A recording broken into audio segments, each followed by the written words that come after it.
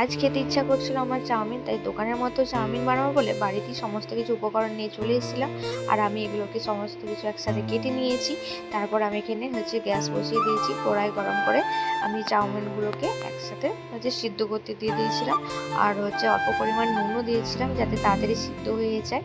আর সিদ্ধ হয়ে যাওয়ার পর আমি জলটাকে ঢেলে দিয়ে আমি এরকম থালাতে ঠান্ডা হতে দিয়েছিলাম।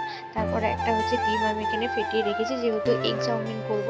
তারপর কড়াইতে তেল গরম করে আমি এক এক করে সবজিগুলো ভেজে নেব। দিয়েছিলাম পেঁয়াজ কুচি, তারপরে দিয়েছিলাম ক্যাপসিকাম কুচি, আর দিয়েছিলাম গাজর কুচি, দিয়ে অল্প পরিমাণে একটু নুন দিয়েছিলাম যাতে তাড়াতাড়ি ভাজা হয়ে যায়। আর দিয়েছিলাম অল্প পরিমাণ কাঁচা লঙ্কা কুচি, যে যেমন ঝাল খেতে পারো।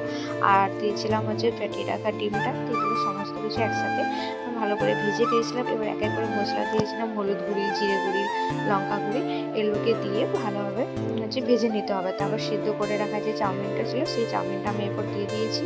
আর আমি এখানে কোনো সয়া সস ব্যবহার করিনি, আমার সয়া সস খেতে ভালো লাগে না। আমি ওগুলোকে দিয়ে ভালোভাবে চাউমিনটাকে ভেজে নিয়েছিলাম। তো আমার রেডি হয়ে গেছে চাউমিন। আমি এখানে খুব সুন্দরভাবে এরপর খেয়ে দেখবো কেমন হয়েছে চাউমিন।